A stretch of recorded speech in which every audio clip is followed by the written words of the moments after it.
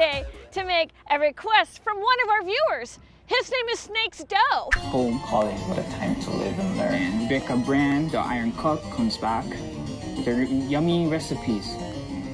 Throw out your oven. And he asked that I make chicken waffles with my iron. Well, I was thinking chicken waffles, but then I had a request. I had a request to make fish waffles. So that's what we're gonna make today. The ingredients for a dish are fish. I had to go into the Santa Barbara fish market and get some fish. They had all kinds of fish, beautiful fish, and then some really expensive fish. I want the cheap kind. Because you know, when you bread a bunch of fish and put a bunch of stuff on it, as in maple syrup and tartar sauce and all the good things to make this recipe, you don't really taste a fish. And anyways, you know, like chicken waffles could be just like, you know, everything tastes like chicken at some point of its life. Well, at least that's what I've been told. And on this recipe, that is so. And I'm making fluffy buttermilk waffles. So therefore, you need buttermilk, Louisiana hot sauce, Cajun spices, condiments, you know, butter, flour, green onions, and maple syrup. It's messy. And condiments. Condiments, you know. Cut your fish in half in pretty little pieces and rip off the skin like that. Stick it in a vessel, and if you're on location, I advise you get them because they're free for the asking. I just asked and I got these things. I'm adding 1 cup of buttermilk. It's gonna soak in the buttermilk and douse it with Louisiana hot sauce. Stir it up so it's all coated with the buttermilk and that hot sauce. It's gonna sit there and soak up those flavors. You need to melt some butter. So I'm taking a strip of foil and I'm cutting off 2 tablespoons of it because that's needed for the waffle batter. Make an envelope out of your foil and put your hot iron on the lemon setting on the foil on the butter. The chain of events was I went to Santa Barbara Wharf and I found free electricity, which is often at public places. I suggest that you go out with an iron in public since it is very fun to do. Since you get to cook outside, you can make your own little outdoor kitchen. I ran about 50 foot of extension cord to my iron. And since this is a waffle recipe, I had to make do with a second type of iron, which would be a waffle iron. If you're a sensitive person, as you're melting your butter, you will feel a difference in elevation. At that point, it's a good time to check your foil just to make sure the butter doesn't run out down your pants. I caught it in time, and now I'm pouring it into my little container that I'm gonna make my waffle batter in. Easy peasy. See? Look at our results. That was successful. Things aren't always successful when you're cooking with an iron, but today seems to be my lucky day. I advise in recycling. I think it's good for the environment. Crack an egg and put it in your melted butter. And then whip it up. Now we need to add our buttermilk. You need to add 1/2 cup. And mix that up too. I like that color. Next come our dry ingredients. Add 1 teaspoon baking powder and 1/2 teaspoon baking soda. Mix it because you want it to be all even. If it's a windy day, you might lose some, so you may have to protect your ingredient mixing process. Incorporate your dry ingredients into your wet ingredients, little by little, because you don't want too many lumps. I think that's kind of thick. I think something went wrong in the way I did those ingredients. If yours looks like that at home, I'll show you the fix. Add a little more buttermilk, maybe 2 tablespoons, and remix it. Not everything goes right in the kitchen or on your local wharf, so we improvise. You know, I'm trying to get the recipe here. Thank you. Don't they understand? If I'm gonna teach something, I need a little bit of the classroom to be at attention and be quiet. We need to prepare our fish for the fish fry. Fish and waffles need to be crispy on the outside. I'm sprinkling the fish with Cajun spices, which basically is seasoned salt and some cayenne pepper. To that, add some breadcrumbs. Evenly distribute them on your fish. Add 1 tablespoon of oil per fish fillet. If it looks kind of wet, add a little more sprinkles. That'll soak it up. And do the same routine on the other side. Spices, breadcrumbs, and oil. As luck would have it, these take about the same time to cook so you can cook them simultaneously. So I'm getting my waffle iron and putting it near my iron. There, it's duo iron today. Sometimes cooking can be exertive. I just exerted myself. You need to spray your foil with cooking spray.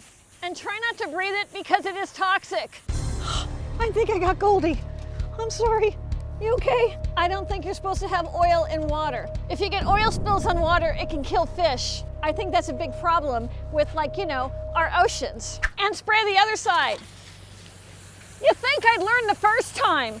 Sometimes it takes a couple times. You need to create your fish so it's in the shape of an iron because the iron is the only way that it's gonna cook, and so it has to be in the shape of an iron, like so. Put your foil down and aim where you saw that fish, and then check. Okay, the iron is properly placed. We have it on linen setting. It needs to be hot.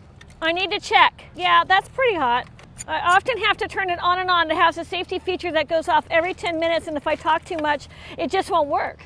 You know, I've had frustrations with the iron. I don't always need safety in my life, but the government needs to control me in some way. And once again, with a cooking spray, spray your hot iron. It's even worse with heat on it.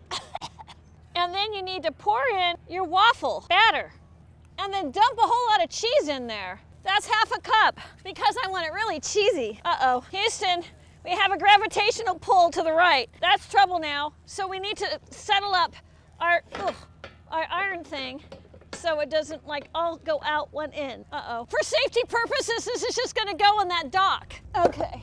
I need to check to see if it's level. Now we flip down the top. I think I overloaded it. I think this could be messy. Therefore, I'm going to push it down and run away. All right.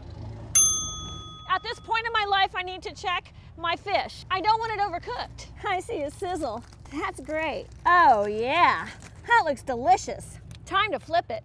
Uh-oh, that looks raw. It did not get cooked. I got too excited for no reason. I need to get the concavity of that fish cooked. You know, there's concavity. Concavity can be an issue with your fish. Notice the angle of the iron. That would have been my first clue that concavity could get the best of me. Therefore, you have to cook your fish twice, you know, one side and then the other.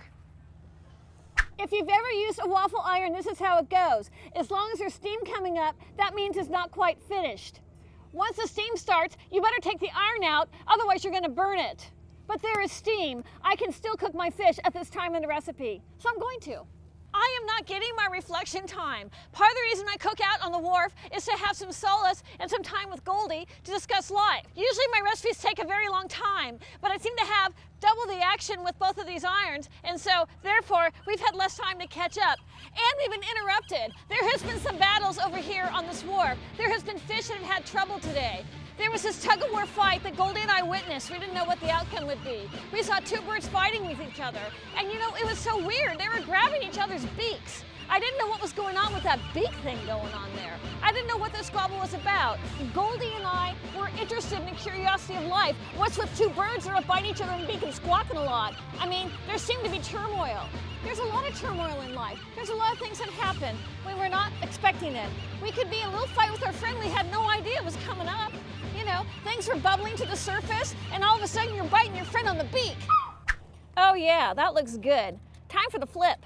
Hold the foil firmly in your hands, and you go 1, 2, 3, say a little prayer, and flip it. It stayed together.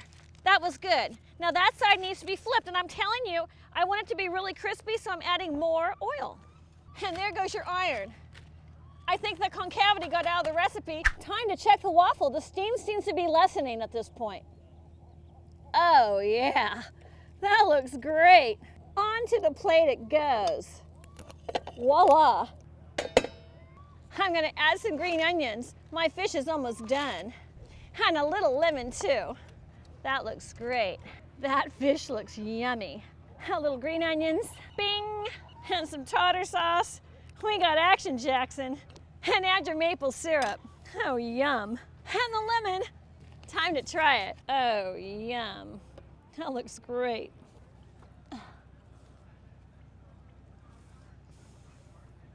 Wow, that's incredible. I'm not just saying that. So I'm Rebecca Brown, the Iron Cook.